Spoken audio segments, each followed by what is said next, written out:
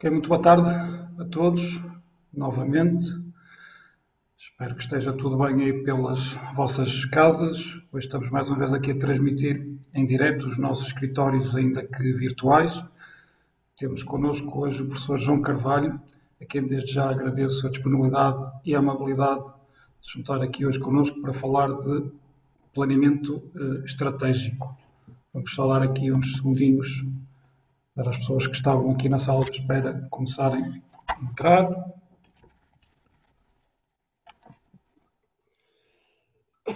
Professor João Carvalho, fala-nos de onde? De onde é que está neste momento? Eu? Não está na praia, pressuponho. Estou. Isso é que era bom. Não, estou no meu escritório. Não está no escritório. Ok. Ok, vamos então dar arranque a mais um webinar Plugin Foco Range. Como sabem, esta iniciativa começou a ser desenvolvida mais ou menos em finais de março para dar resposta ao período pandémico que nos obrigou a estar mais confinados em casa. Felizmente, o desconfinamento é algo que tem vindo a ser feito agora de uma forma gradual, mas apesar disso resolvemos também manter este espaço de partilha de conhecimento, partilha de boas práticas, partilha de estratégias em áreas que são consideradas estratégicas e pertinentes para a gestão empresarial, para o mundo dos negócios. E hoje o tema que nos traz cá hoje é planeamento estratégico pós-Covid. Será que o planeamento estratégico, tal como conhecemos, continua a fazer sentido? Que tipo de planeamento estratégico devemos neste momento implementar neste novo contexto que a maioria das pessoas chama de novo normal? E será que este contexto atual obriga as pessoas a serem mais reativas e menos estratégico orientadas? Eu, particularmente, quando se fala de planeamento estratégico, lembro-me sempre daquele trecho da Alice no País das Maravilhas, quando ela está perdida, encontra o gato em cima da árvore, lhe pede ajuda e lhe pergunta qual é o caminho que deve seguir. E o gato pergunta-lhe, mas sabe para onde é que queres ir? E quando ela lhe responde, não sei, estou perdida. O gato responde, nós quando não sabemos para onde queremos ir, qualquer caminho nos serve. Será que neste momento estas estratégias para definir o rumo, o quê e como lá chegar, continuam a fazer sentido nesta fase em que as empresas têm que estar a responder de uma forma muito rápida às solicitações? São estas questões que vamos então aqui ter a oportunidade de refletir e abordar com o especialista João Carvalho, que passarei agora a apresentar. O professor João Carvalho é licenciado em Gestão de Empresas, pós-graduado em Gerontologia Social, mestre em Economia e doutorado em Ciências Empresariais pela Faculdade de Economia da Universidade do Porto. Atualmente é professor associado da Universidade Portucalense. Tem uma larga experiência de ensino e de investigação. Foi professor universitário no Instituto Universitário da Maia, investigador integrado no CNIS Nova da Universidade de Lisboa e da Universidade de Minho e colaborador do INED, Centro de Investigação e Inovação em Educação na Escola Superior de Educação do Instituto Politécnico do Porto. Trabalhou no setor farmacêutico durante 15 anos, sendo depois professor em pós-graduações no âmbito da gestão de empresas, no âmbito do setor social, quer na Universidade do Porto, na Universidade de Fernando Pessoa e no Instituto Superior do Serviço Social do Porto. Desde 1997 tem colaborado em vários setores, lucrativo e não lucrativo, como formador e consultor de inúmeras organizações a nível nacional. Tem também, enquanto investigador, vários livros, capítulos de livros, artigos e comunicações publicadas a nível nacional e internacional. Professor João Carvalho, mais uma vez, muito obrigado por ter juntado aqui a nós hoje. E então ia-lhe passar a palavra para nos falar de planeamento estratégico e do sentido mesmo no contexto que hoje vivenciamos. Eu vou aqui só interromper o meu compartilhamento para lhe dar então a palavra.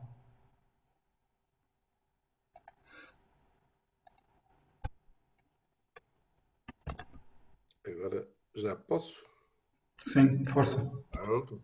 Bem, boa tarde a todos. Eu não vejo ninguém, o que é também uma novidade para mim, visto que, embora utilize estas tecnologias, estou habituado a ver a cara das pessoas com quem estou a falar, mas pronto. Venho-vos falar, como eu não disse, de planeamento estratégico, se valeria a pena ainda pensar nesses moldes. Portanto, começo por responder a essa questão. Sim, vale a pena, vale sempre a pena. Foi uma provocação, foi uma provocação. Mas veja que o primeiro-ministro também escolheu um homem para lhe fazer um planeamento estratégico, não é?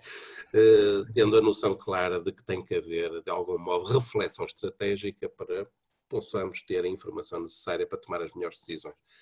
Eu vou então, porque depois o mais importante seria ter realmente as vossas questões, passar a compartilhar a tela para vermos aqui meia dúzia de slides.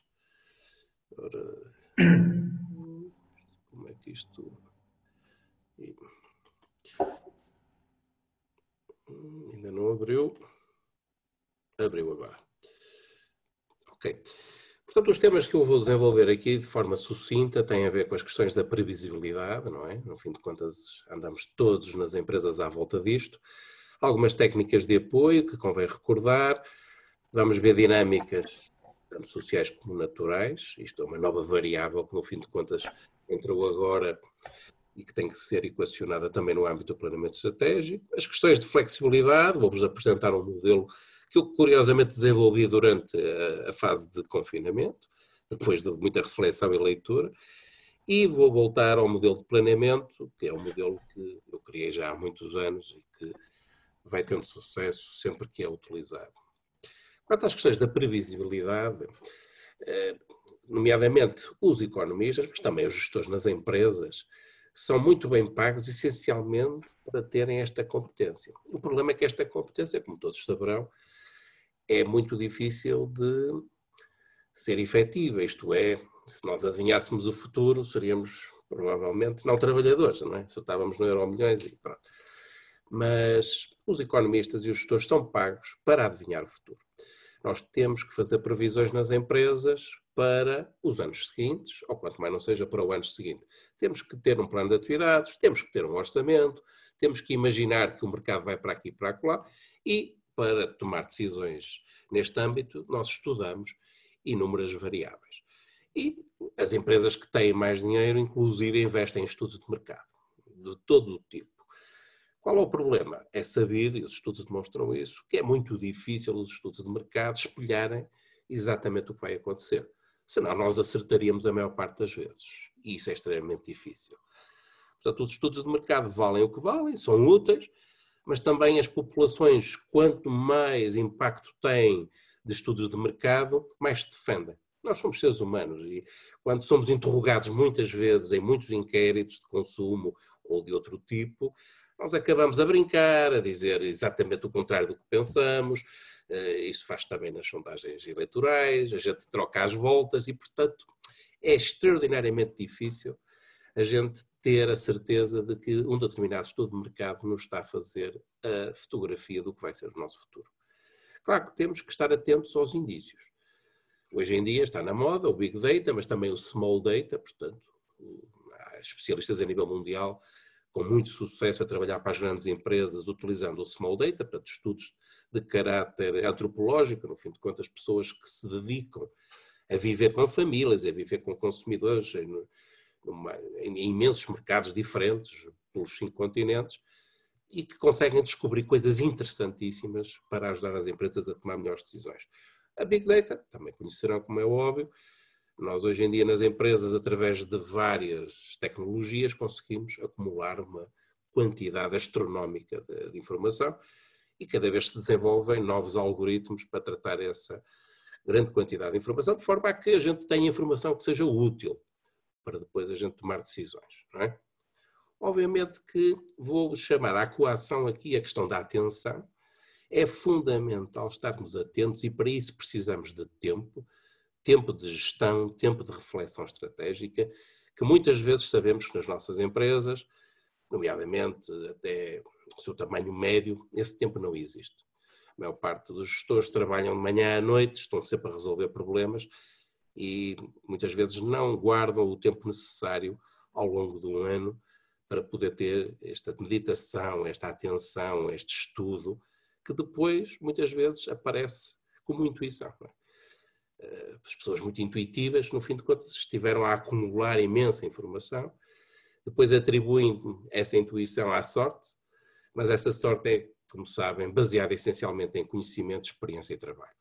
Nós sabemos que sem muito esforço não se consegue realmente atingir objetivos. Mas pronto, deixemos as nossas capacidades, tanto físicas como, se quiserem, espirituais. Agora o espírito está muito a ser estudado na área da gestão, as novas correntes da gestão da espiritualidade, são áreas interessantes para se estudar, mas pronto, vamos deixar, obviamente, que a nossa maneira de ser consiga ser permeável a tudo quanto é dados do nosso ambiente, de forma a que a gente possa processar informação útil.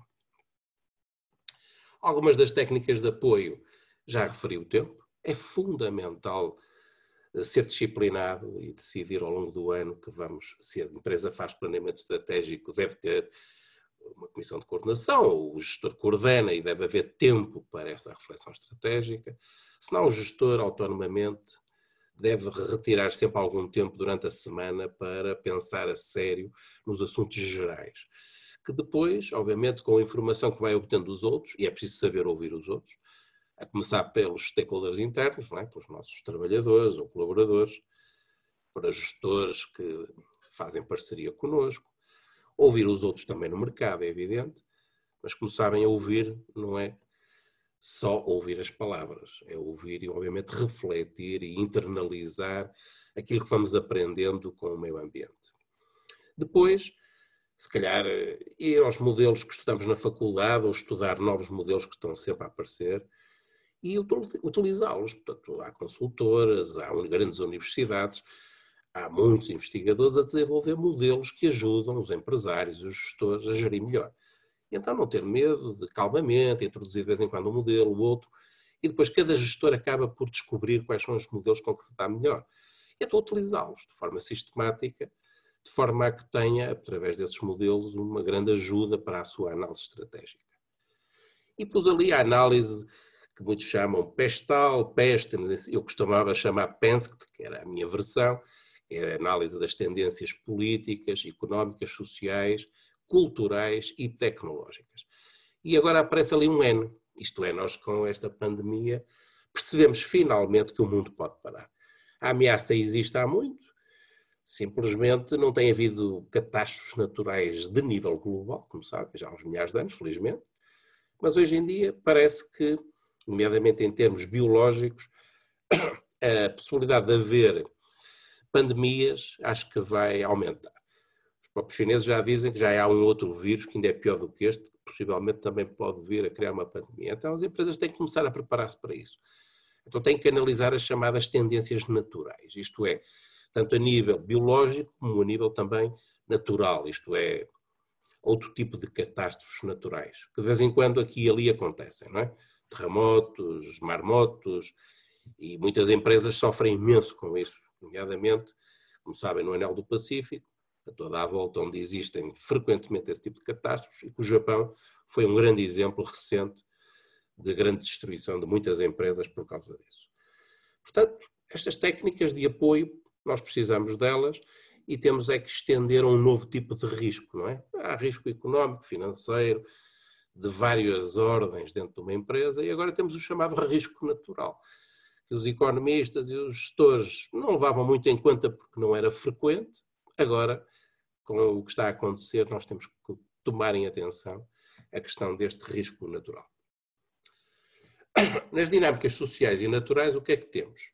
Só para vos recordar, reparem, greves. Nós, em Portugal, não tivemos assim tantas, mas, por exemplo, em França é muito comum. Greves que paralisam uma economia completamente. Hoje em dia, temos que estar atentos. Isto acontece. Em Portugal aconteceu, salvo o ano passado, com a história dos camionistas, de produtos perigosos. Isto é, de repente, nós queremos trabalhar nas nossas empresas e não temos logística porque ela não funciona. O país está paralisado. Mesmo que a gente arranje alternativas de transporte, elas são sabotadas, porque as estradas podem ser cortadas. Então, este risco tem que ser levado em conta.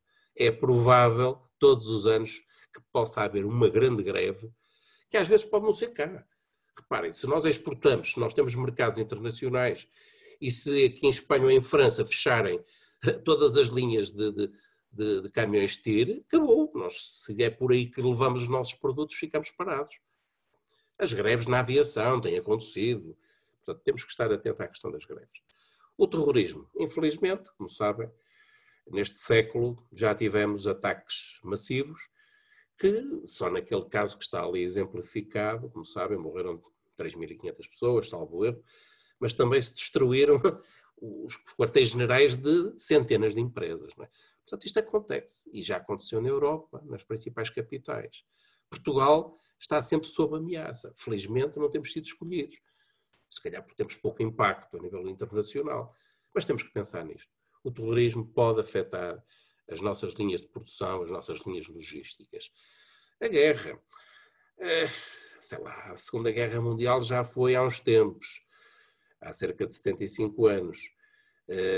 Talvez o período da história em que não houve assim uma guerra tão grande, mas na prática tivemos guerra na Europa, inclusive já este século, não é?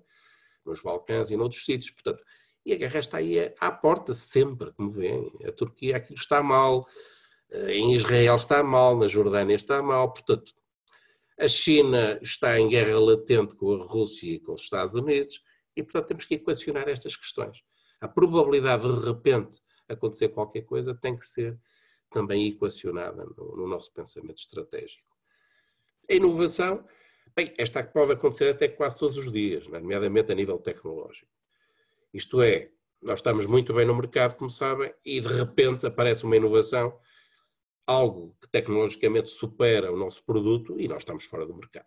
Então temos que estar muito atentos e por isso é que as empresas têm que investir uma boa fatia do seu rendimento, obviamente, em investigação e desenvolvimento. As catástrofes naturais, pronto, aliás, há publicações e até sites que nos vão dando diariamente a probabilidade de acontecer isto ou aquilo, não é? Estão sempre, aliás, nas televisões está a haver cada vez mais programas sobre este tipo de problemas.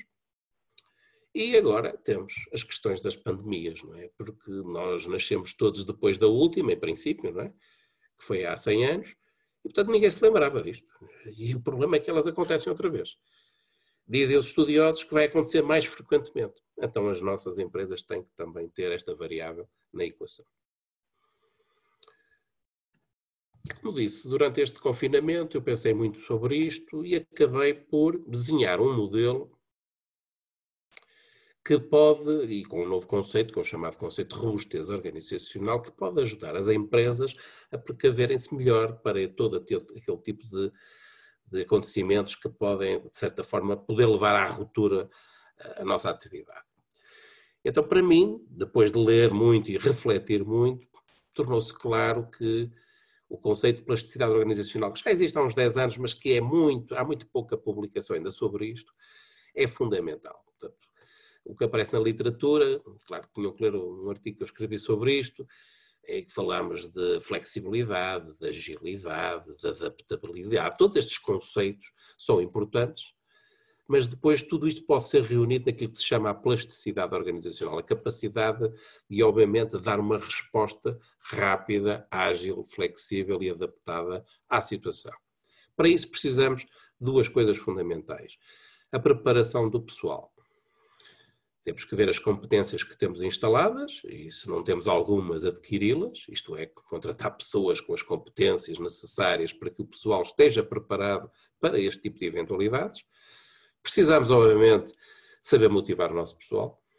Não vale a pena dizer muito sobre isto, todos conhecem esta questão. E, obviamente, temos que ver se temos todos os sistemas preparados para serem flexíveis. Bem, já há a chamada flexi-segurança, não é? Há o sistema moderno, que em Portugal ainda está com alguma resistência, mas de dizer aos trabalhadores que se agora estão a fazer isto, amanhã podem ter que fazer outra coisa. Obviamente vencer a resistência dos sindicatos, normalmente são muito resistentes a isso, não acham que uma pessoa se ganha por apertar um parafuso, tem que apertar o parafuso sempre, toda a vida. Mas obviamente o mundo vai evoluindo devagarinho aqui em Portugal, mas os funcionários em geral, todos os nossos colaboradores, todos os gestores já sabem que têm que ser flexíveis, senão a prazo estão fora do mercado de trabalho, como é óbvio. Temos que ser flexíveis.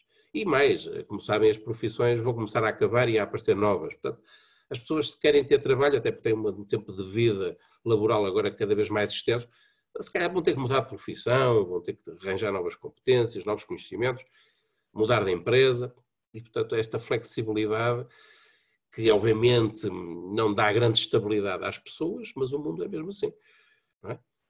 O mundo é instável por natureza, o próprio ser humano é instável por natureza, malgrado todos nós procurarmos a estabilidade. Eu costumo dizer, o ideal é a gente conseguir a estabilidade em cada degrau de flexibilidade que vamos avançando.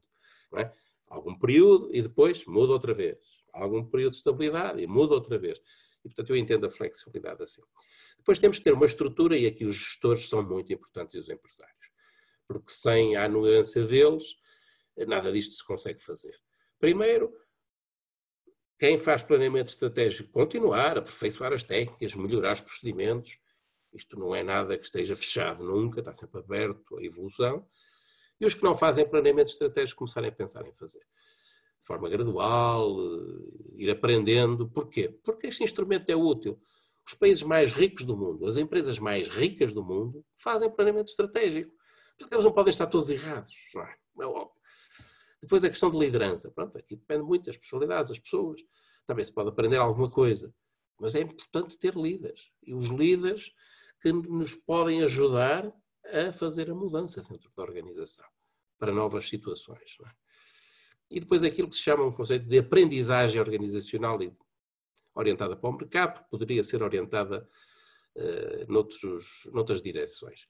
A aprendizagem organizacional é um conceito da gestão que tem muito a ver com a forma como nós recolhemos informação, a tratamos, tem a ver com a forma como nós, de forma formal e informal, damos formação a todos os colaboradores e de que forma é que esta aprendizagem organizacional passa a ser permeável em toda a cultura organizacional, isto é, toda a gente estar disponível para estar sempre a aprender, não é?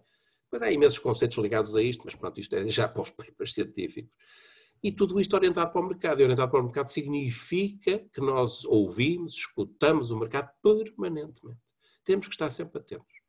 Nunca imaginar que alguma vez nós sabemos mais que o cliente ou que aquilo, ou por onde vai a procura. Temos é que antecipar isso. Temos é que, obviamente, estando sempre atentos a estudar e a refletir, antecipar. E se acertarmos, nós vamos estar melhor que a concorrência. É óbvio. Se não acertarmos rapidamente, já estamos sintonizados para que algo ia acontecer. E a gente, estando atentos, também rapidamente consegue dar a resposta. Não é? E depois uma coisa que foi muito clara, tanto nas greves como agora nas pandemias, é que muitas das empresas acabavam por parar. Por quê? Por falta de recursos, tanto internos como externos.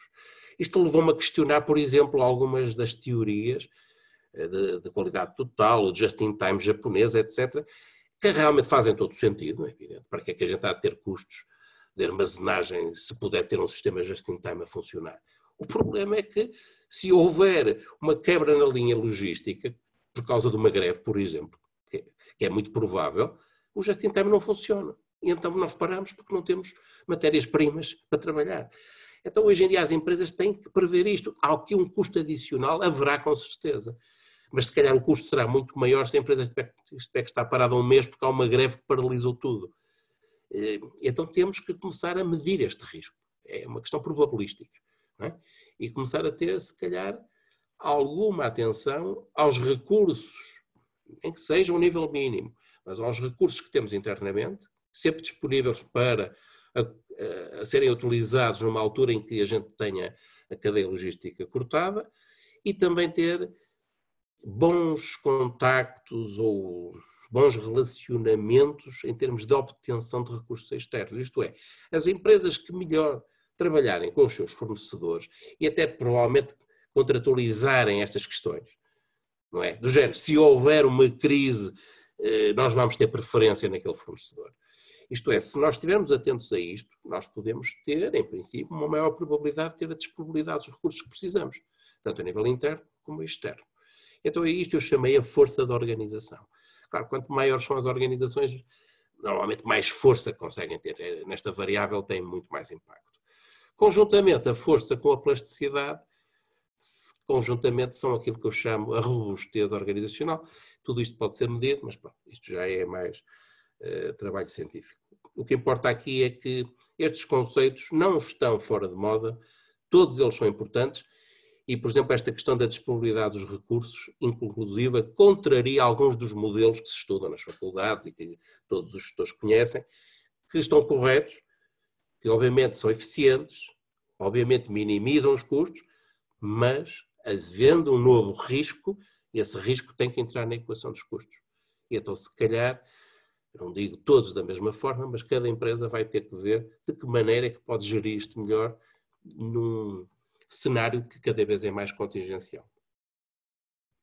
E queria terminar por vos recordar o que eu chamo o meu modelo de planeamento estratégico, portanto, que é um processo que começa por ser fundamental a sua temporização ao longo do ano. Isto é, uma empresa que quer implementar um processo destes tem que ter por setores, por funções, isto depois cada empresa terá a sua maneira de fazer as coisas, mas tem que ter programado na sua agenda, no seu calendário, o tempo para as reuniões entre as pessoas, para se fazer realmente o documento de planeamento estratégico. Está ali um acrónimo, que é o FAMOS, isto é, eu chamo sempre a atenção que o planeamento estratégico que fazemos hoje não é o que se fazia nos anos 70 do século XX, ok? Hoje em dia é essencialmente flexível, deve incluir toda a gente, desde o porteiro ao diretor-geral, toda a gente deve dar o seu contributo na medida do seu nível de responsabilidade, deve ser orientado para o mercado, deve ser operacionalizável, porque ter um grande documento que depois não sai da gaveta e não se transforma em plano de atividades não faz sentido nenhum, e deve ser sustentável. Pronto. Aqui outra coisa que pode até aumentar os custos, mas hoje em dia se queremos agarrar o mercado, obviamente as novas procuras são mais exigentes e hoje em dia se a gente poluir muito, se a gente não tiver em atenção a emanação do CO2, se prejudicarmos o ambiente de alguma maneira, nós vamos ser prejudicados no negócio. Portanto, a questão da sustentabilidade tem que estar sempre em cima da mesa. Depois, o que é o mais difícil, o Business Intelligence, isto é, reunir toda a informação que seja possível. Estão ali vários instrumentos, não vou explicar agora aqui cada um deles, mas o Needs Identification é um modelo que eu criei para, obviamente, obter informação interna, e depois todos os outros são modelos conhecidos, não é, que existem e que podem ser com muita vantagem utilizados. Já ali meti o Toughness Analysis, portanto, este novo modelo, e na análise PESC aparece lá o N, isto é, a análise passou a ter também, no meu entender, as questões naturais para nós analisarmos. E claro que, obviamente, neste processo é fundamental fazer a análise da procura, depois a análise SWOT, que toda a gente conhece, eu desenvolvi este modelo e chamo-lhe SWOT Go. O Go quer dizer Goals and Objectives. Porquê? Porque a minha experiência com as empresas levou-me a pensar o seguinte. Aliás, eu quando faço essa experiência, quando estou a dar formação, vejo que as pessoas, empresários, gestores, ficam um bocadinho à nora do género. Tem que fazer uma análise SWOT e escrevem 2, 3 linhas só por cada coisa, quando a empresa é riquíssima de informação. Pronto, eu depois de refletir muito nisto, cheguei à conclusão que a melhor forma de fazer uma análise SWOT, que é um instrumento extraordinário, okay, porque sumariza tudo, é tudo o que está ali de modelos que se utilizam para o Business Intelligence produziram informação útil. Não é? Então, toda essa informação deve ser metida na análise SWOT, toda. E depois, por cada linha de força, fraqueza interna, ou oportunidade ou ameaça externa, o empresário ou o gestor, quem estiver a fazer isto, deve propor uma meta, eu chamo metas aos objetivos a mais de um ano e objetivos aos objetivos até um ano, pronto, é uma questão de linguagem, deve propor logo ali uma linha de ação qualquer. Não precisam ainda de ser smart, não é? Provavelmente muitos conhecerão. Depois os objetivos e as metas devem ser smart, não é? Específicas, mensuráveis, realistas, temporizadas, etc. Não precisa de ser. É como se estivéssemos a tomar anotações. É precisamente a usar um instrumento para processar o nosso pensamento. E a gente diz, para isto vou pôr aqui já uma nota, isto, aqui um objetivo, uma meta, e depois mais tarde penso melhor nisto. E é para isso que a análise SWOT serve e é para isso que ela é útil. Porque se não servir para isto, então nós continuamos a fazê-la, o Estado pede, as empresas pedem, a Comissão Europeia pede, as universidades pedem, mas a minha experiência diz-me que a maior parte, todas estas entidades, verdadeiramente depois não utilizam o potencial que este instrumento pode dar.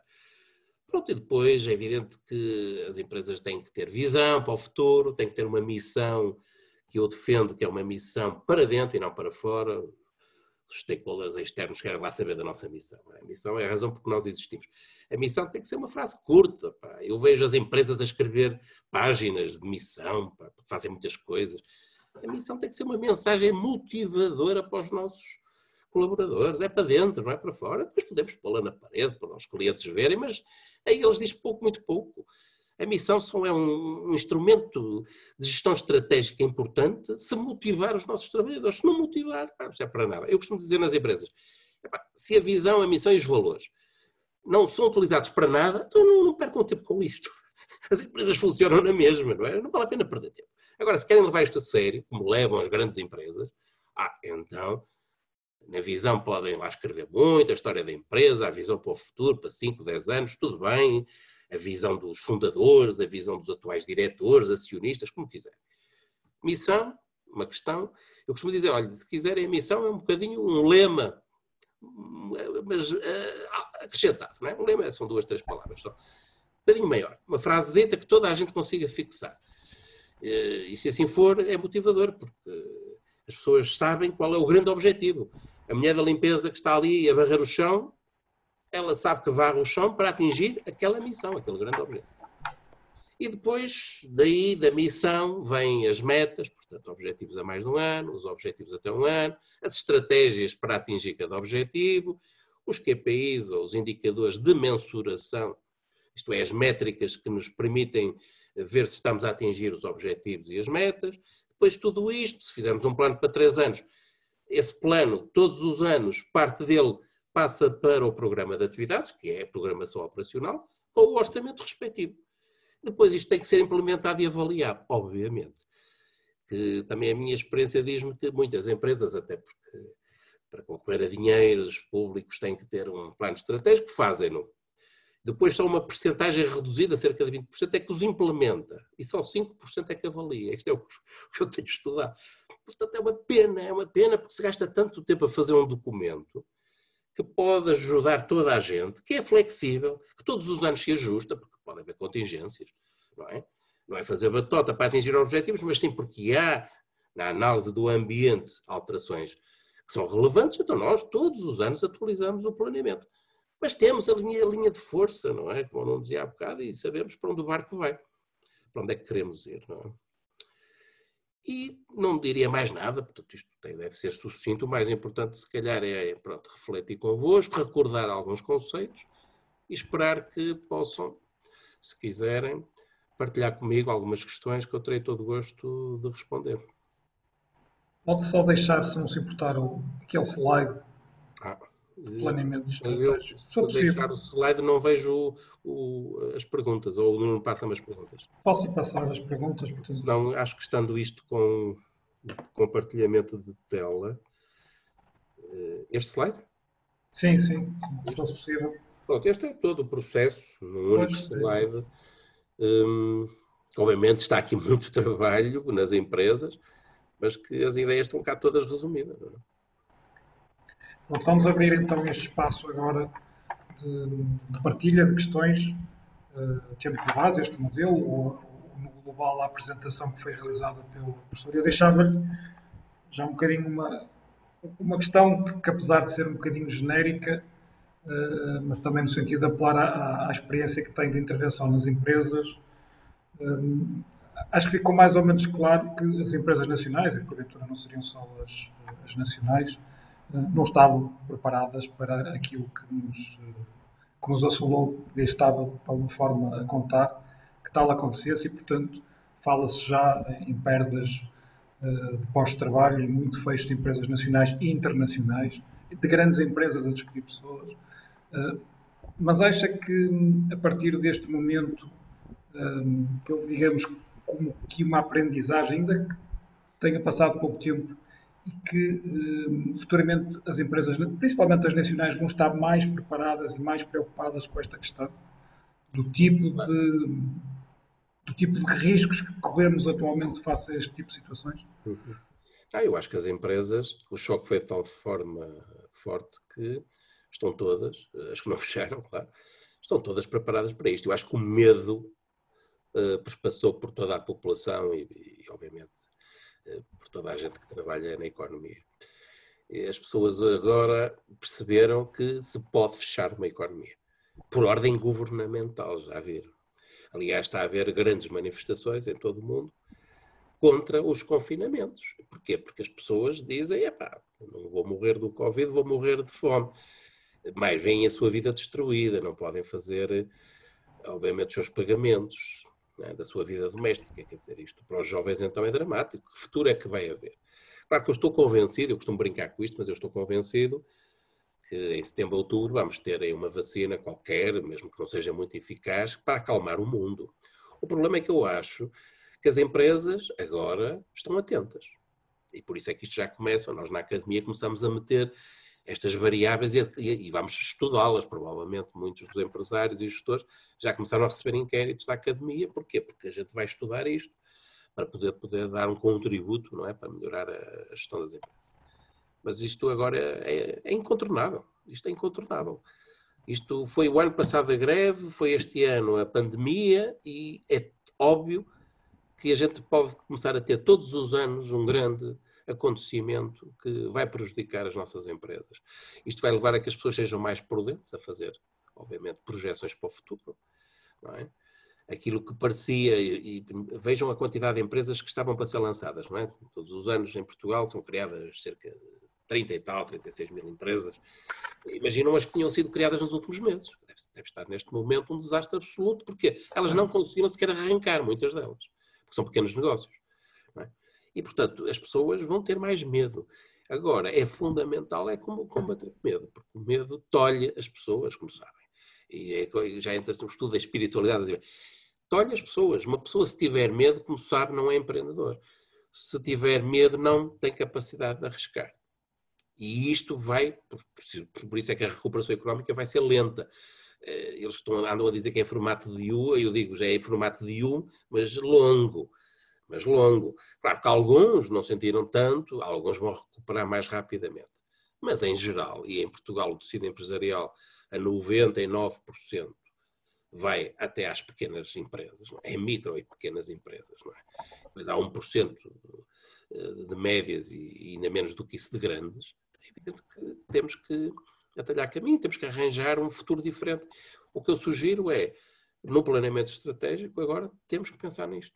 Temos que pensar nisto, isto é, tem que haver sempre aqui uma margem, é como quando fazemos o seguro do automóvel, a gente faz o seguro do carro, não é para bater, mas que pode acontecer, pode. E a gente não se importa de ter aquele custo, não é? Porque sabemos que estaríamos cobertos. Agora é os seguros de saúde, toda a gente faz, e está ali a pagar e se calhar não gasta, mas de repente vem uma operação e lá vem o valor do seguro à tona. As empresas vão ter que meter nos seus cálculos agora este novo risco.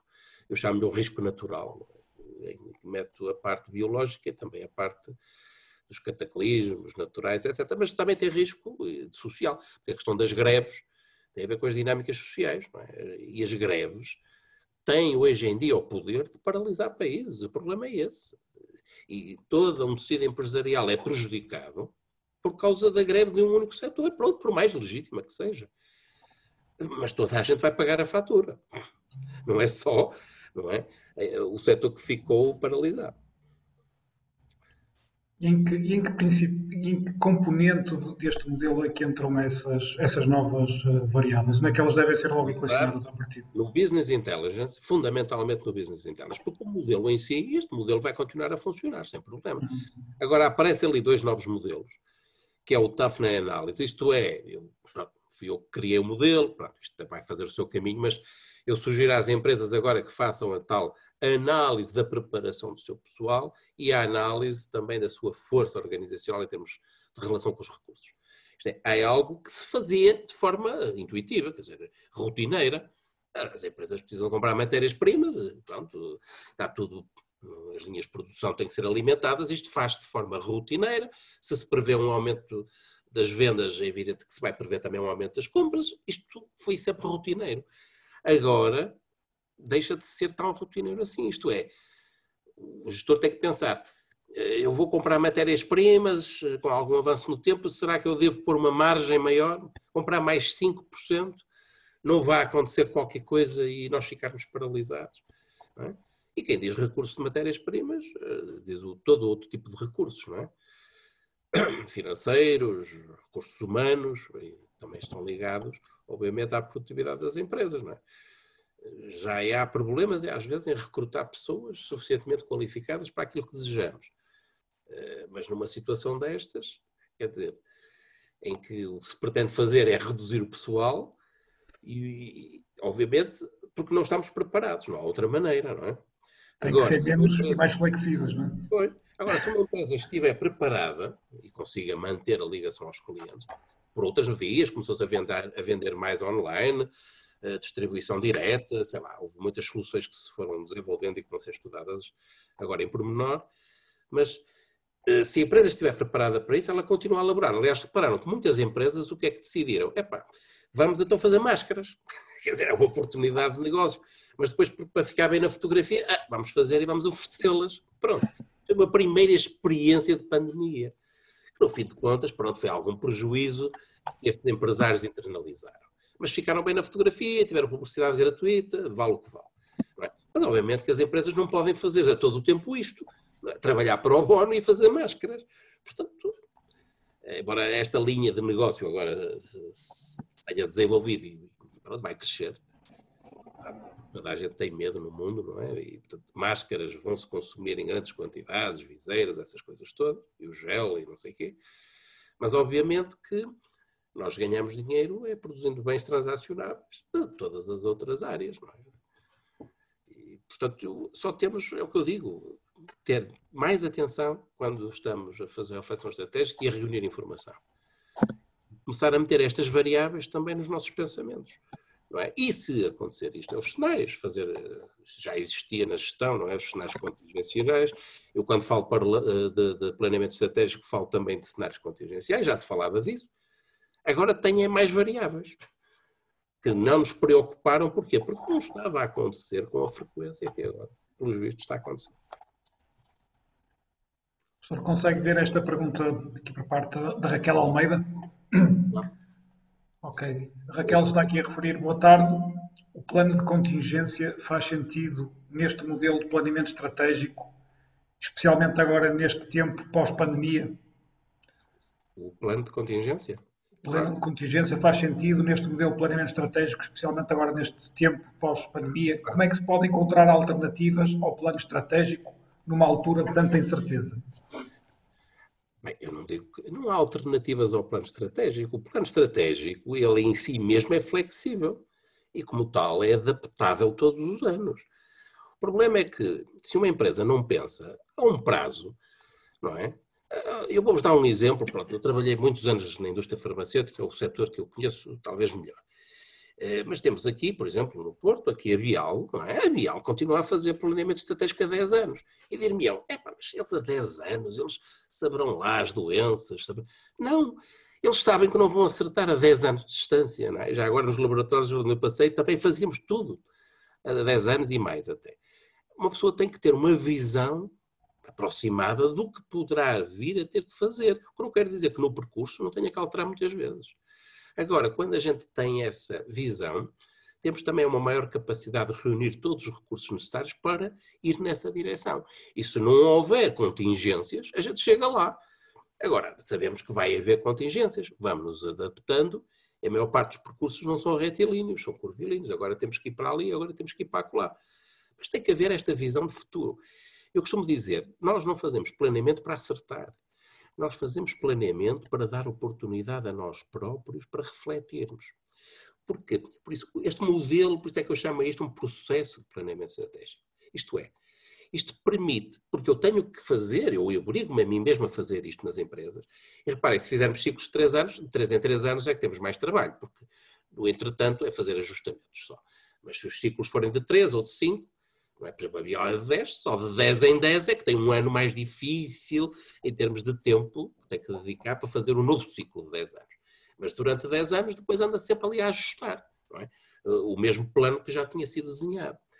Portanto, estava eu a dizer, isto é mais valioso para as empresas e para os gestores, para os empresários, porque sentindo-se obrigados a fazer isto, vão dedicar tempo à reflexão estratégica, e volta àquele slide que eu apresentei de início, que é, e depois às 2 por 3, porque pensam nestas coisas, refletem sobre elas, procuram informação para tomar boas decisões, depois a certa altura tomam mesmo boas decisões e acham que foi por sorte ou por intuição. Reparem, é um processo isto. O planeamento, continuo a dizer, não é para acertar. Claro, se acertarmos, olha, extraordinário. Quer dizer, eu costumo dizer mesmo a agulha no palheiro, porque obviamente o mundo muda todos os dias. Agora, as grandes linhas de força, não é? Reparem, já dizia quem era o homem, não era o Sócrates, era um outro grande filósofo grego, que ele dizia, pá, se eu não sei para que porto, eles falavam dos barcos, não é? Eu se não sei para que porto me dirijo, não é? Nunca saberei qual é o vento que me serve. Quer dizer, é um bocado isto. Eu, para saber escolher os instrumentos, os processos que tenho que desenvolver hoje, eu tenho que saber para onde me dirijo. Mesmo que depois, a meio, há uma tempestade e eu tenho que atalhar para um porto mais perto. Não é? Agora, eu ganhei tudo porque estive a pensar para onde é que... Ora, o barco vai para ali, são não sei quanto, tem que levar não sei quanta comida, não sei quanta água. Isto é, eu preparo-me para fazer a viagem. E só isto já é extremamente útil, não é? Eu estar preparado para a viagem. Estou mais atento depois, precisamente porque tenho um caminho, estou mais atento aos ventos que não ajudam, às tempestades. Eu vou estar mais atento porque isso me desvia do caminho. O que não quer dizer que não tenha mesmo que me desviar, a certa altura, não é? E agora temos novos ventos, que é amanhã pode haver um terremoto, amanhã pode haver uma greve, amanhã pode haver um outro vírus. Como é que as empresas sobrevivem? Têm que pensar nisso e o governo obrigou as empresas e as organizações em geral a ter planos de contingência para lidar com a pandemia. Eu julgo que a maior parte das empresas vai internalizar nos seus procedimentos internos, os que têm essas coisas todas bem organizadas, vai começar a ter um capítulo dedicado a isto, que é, na próxima pandemia, já estão muito melhor preparados, eles já sabem o que é que têm que fazer, quais são as pessoas, se calhar, que têm que ser reduzidas temporariamente e depois fazer turnos, etc. Portanto, a preparação é outra. E isto é planeamento. Isto é planeamento. Não é? Porque o plano de atividades que todas as empresas fazem todos os anos têm que fazer, não é? Não é planeamento. Isso é ao correr da pena, ao correr do vento, ir seguindo. Ora, agora vamos fazer isto, agora vamos fazer aquilo. Não é? E depois no ano a seguir já são outras coisas diferentes. Eu já sei que os gestores muitas vezes já dizem, mas está tudo na minha cabeça, eu sei muito bem para onde quero ir. Pronto. O processo de planeamento estratégico tem ali uma frasezinha que diz all embracing. É que isto é muito bom e funciona muito bem e temos toda a gente no barco a remar para o mesmo lado quando todos são envolvidos. Isto também pode ser um sistema de motivação. Reparem, um porteiro, quando teve a oportunidade e foi chamado para dar a sua opinião sobre a situação portaria, em que ele é o maior especialista. Ele sabe coisas que se calhar nunca transmitiu para dentro da empresa. Não é? E reparem que ele está na linha de fronteira. Um porteiro lida com os clientes todos os dias e pode afastar os clientes da empresa, se não for a pessoa mais habilitada para aquela função, que é muito importante. Saber lidar com quem chega ali à porta. Essa pessoa deve ser ouvida, mas essa pessoa vai ficar orgulhosa porque é valorizada, porque foi ouvida e quando o planeamento é apresentado, ele sabe que deu ali uma contribuição. Ele sabe que não ia dar contribuições para a gestão financeira da empresa, mas ele sabe que na secção dedicada às questões de fronteira, de relacionamento, da portaria, do telefonista, do que seja, ele foi ouvido, as suas ideias se calhar foram escutadas e alguma coisa lá está. E, portanto, tudo isto é um sistema motivacional. Se nós tivermos as pessoas assim, quando existe uma pandemia, mais facilmente temos as pessoas atrás de nós a ir para onde nós queremos. Quer dizer, também é uma questão de liderança, não é? Se a gente der esta importância às pessoas, elas vão retribuir essa importância para nós, como gestores, diretores, empresários. E vamos ter o pessoal ao nosso lado e a compreender, opá, vamos ter que parar, vamos ter que fazer isto, vamos ter que fazer aquilo, e temos a compreensão das pessoas. Não é? E então, o modelo de planeamento estratégico é sede onde isto tudo pode germinar. Isto ajuda, em geral, a gestão de recursos humanos, de recursos materiais. Pelo menos eu defendo isso.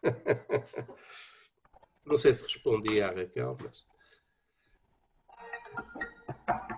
Portanto, falou numa grande empresa como a Vial e do planeamento estratégico a 10 anos.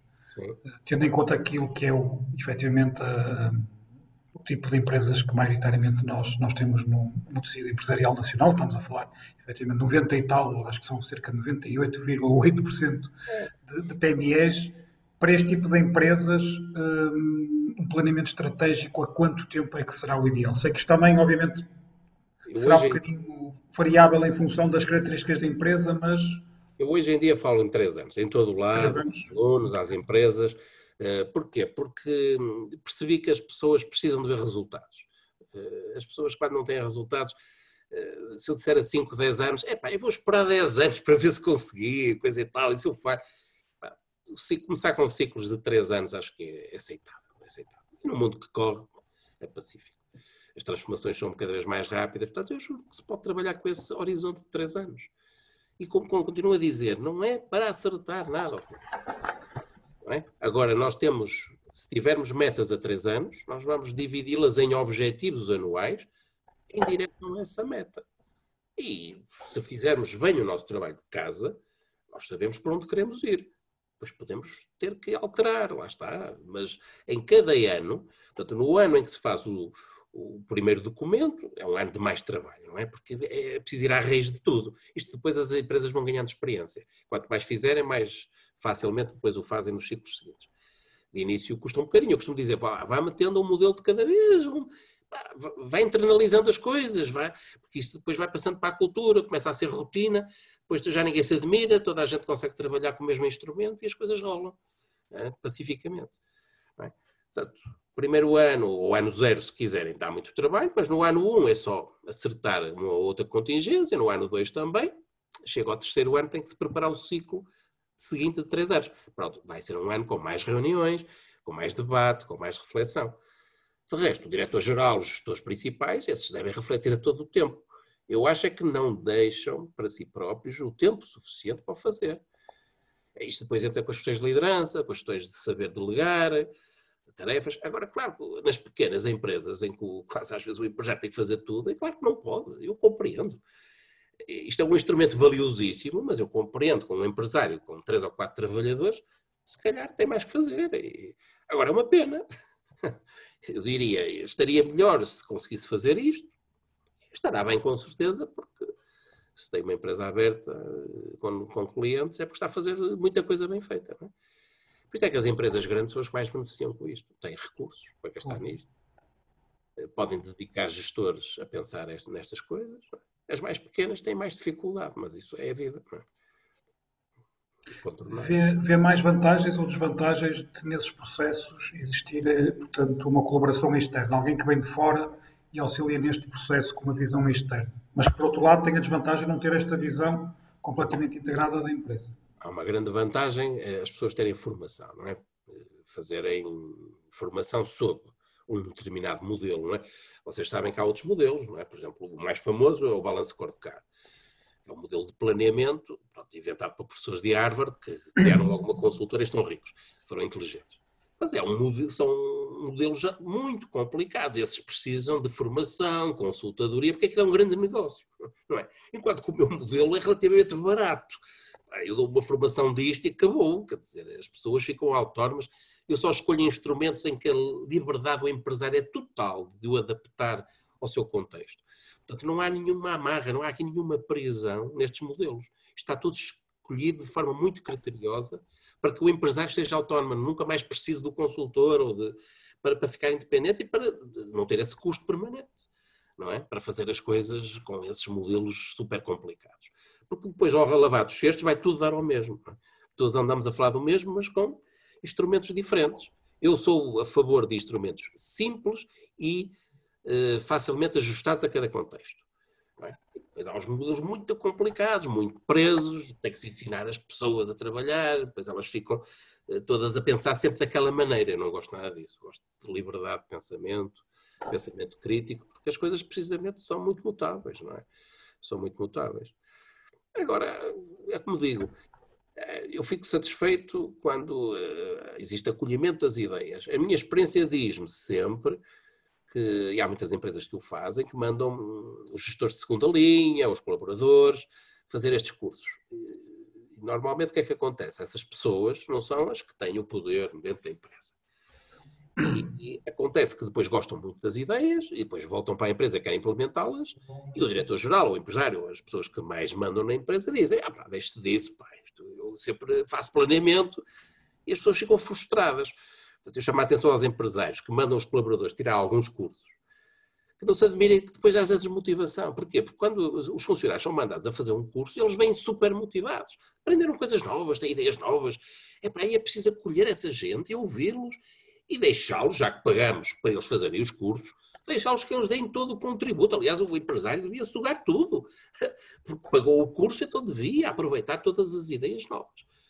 A experiência diz-me que muitas vezes isto não acontece, não é? Isto não acontece. Por isso é que eu costumo dizer, eu gosto de ver nos cursos é os empresários, é quem manda. Porque se eu conseguir motivar esses depois facilmente levam os outros todos atrás. Porque são os que mandam nas empresas. Porque digam o que disserem, embora haja agora um sistema de gestão participativa nas empresas, há assim uns modelos novos. As empresas continuam a não ser uma democracia. Quem for empresário saberá, não é? As pessoas que investem o seu dinheiro na empresa querem mandar e têm todo o direito. É óbvio, são elas que arriscaram. Portanto, mandam bem, mandam mal, isso não importa. É o dinheiro delas e, portanto, eu acho que têm toda a legitimidade para mandar. Isto não é uma democracia. Agora, podem ter um estilo de liderança, de gestão, que seja mais participativo, etc. Isso é vantajoso. Toda a gente sabe que 10 cabeças numa empresa a pensar pensam melhor que uma. E inclui-se aí o diretor-geral, por mais experiente que seja. Ele, se ouvir 9 outras pessoas, mesmo com menos qualificações, não importa, ele de certeza que vai aprender e vai ter melhores ideias do que sozinho tentar fazer tudo. Não é? Eu diria que isto, mais do que um modelo de planeamento estratégico que nos trouxe aqui hoje, também foi um modelo de liderança aplicado ao modelo de planeamento estratégico e obrigado também por esses aportes. Partilhar também, e sábio também como eu, que é o modelo de planeamento que utilizamos com muito sucesso na nossa pós-graduação executiva em gestão e que é muito valorizado pelos alunos exatamente porque dá para aplicar em empresas já existentes, mas também em empresas nascentes. Ou seja, um modelo de planeamento, quase de planeamento de criação de empresas, de empreendedorismo. E é o modelo que seguimos depois nos projetos no projeto da pós-graduação, tem sido utilizado, felizmente, com muito sucesso, e os alunos têm valorizado imenso. Se depois têm algumas resistências quando os levam para as empresas motivados, isso será outra reflexão, mas efetivamente também nos trouxe aqui, digamos, o perfil de um líder para estes novos modelos e para estas novas exigências que nos estão. Era uma das questões que tinha aqui para lhe colocar, exatamente essa, que característica é esta destes novos líderes, neste novo contexto, mas também de alguma forma já foi falando sobre isso. Não, mas falando da pós-graduação, há realmente um módulo ligado a isto, ao planeamento, mas há muitos outros módulos, portanto, obviamente que eu falo um bocadinho de liderança, mas há imensos modelos de desenvolvimento da liderança, não é? E por isso na pós-graduação nós temos também especialistas para desenvolver isso, a área do marketing, etc. Claro que o modelo de planeamento estratégico toca tudo, porque na prática todas, se quiserem, as áreas funcionais das empresas têm que estar envolvidas nisto. E, portanto, este é de certa forma um modelo que acolhe todos os contributos da empresa, mas depois, cada um na sua especialidade, haverá pessoas que sabem muito mais e que têm mais experiência e que partilham nessas pós-graduações e nos cursos. Como é óbvio, nós estamos sempre a aprender, sempre. Aliás, como eu gostava de dizer, eu já estou em primeira mão, dei-vos um modelo que criei nos últimos 3 meses e está em primeira mão, quer dizer, este modelo é único no mundo, ainda não existe, não é? Eu estou a tentar publicá-lo neste momento, tenho o artigo neste momento está em revisão, pronto, vai ser publicado numa revista científica. E vale qual é mais o meu contributo, não é? Todos nós damos contributos. Depois, se somos seguidos nas ideias ou não, o tempo dirá. Mas, como eu, está muita gente neste momento a estudar esta contingência que foi esta pandemia, que ainda não passou. Não é?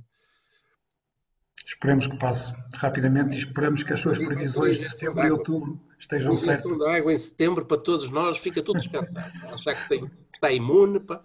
E o efeito placebo funciona, tenham dúvida, funciona. E se a gente acreditar que está vacinados... Pá, e depois, aliás, eu estive a ver os dados da mortalidade, que é uma coisa extraordinária. Reparem, a economia parou, mas depois vamos ver os dados verdadeiramente da mortalidade E a mortalidade nos primeiros 6 meses, em Portugal, nem sequer é a maior dos últimos anos. Isto é, morreram neste momento, pronto, e lamentamos muito, 1.600, vai por aí já. Sim, acho que sim. 1.600 pessoas, causa de morte de Covid. Mas todos os anos morrem 3.000 pessoas em Portugal pela influenza, pela gripe normal, e etc. O que é certo, eu por acaso estava à espera de ver, pelo menos, mais 1.500, relativamente à média dos últimos 5 anos. Não. A mortalidade em Portugal é inferior a 2018. A pandemia, eu digo, claro que ajudou, se calhar a mortalidade seria maior, ajudou o confinamento, ajudou os cuidados que estamos a ter. Se não tivéssemos cuidados, é evidente que a mortalidade tinha batido recordes. É importante termos alguns cuidados. Mas pronto. Aliás, esses cuidados vão ser bons para todas as doenças, porque não é só para as outras gripes e para todas as doenças contagiosas, não é? A gente não está só a precaver-se com o Covid. E também vai, então, provavelmente morrer menos gente das outras doenças, não é?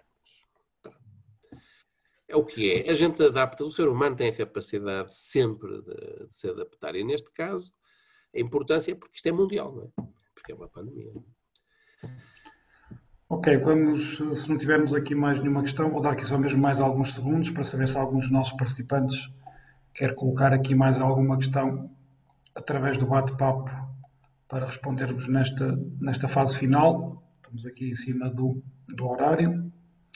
Raquel agradeceu e diz que gostou muito desta parte relativa à liderança e diz que a resposta que mencionou, que clarificou a dúvida que ela tinha. Obrigado. Não está aqui a surgir neste momento então mais nenhuma questão por parte do nosso público. Antes de fecharmos, alguma nota final, professor? A nota final é de ânimo e de otimismo. Eu sou otimista sempre. Portanto, eu acho que, como estava a dizer, nós vamos dar a volta a isto. Acho que os instrumentos de gestão estratégica que existem nos manuais e destes novos que vão aparecendo são úteis, portanto, utilizem-nos, batam à porta das academias, falem com os professores. Eu vou pôr outra vez, tenho o meu e-mail. Olha, qualquer pessoa que me contacta tem resposta, portanto, coloquem questões. Não há problema nenhum. Nós existimos para também dar o nosso contributo para a sociedade em geral e para o tecido empresarial em particular. Portanto, é uma pena, muitas vezes, não aproveitarem tanto a academia como podem aproveitar, porque normalmente a academia está muito aberta a dar ajuda. E depois é evidente que a vossa experiência profissional é o mais importante de tudo. E daí o vosso feedback para a academia é fundamental para os nossos estudos, não é?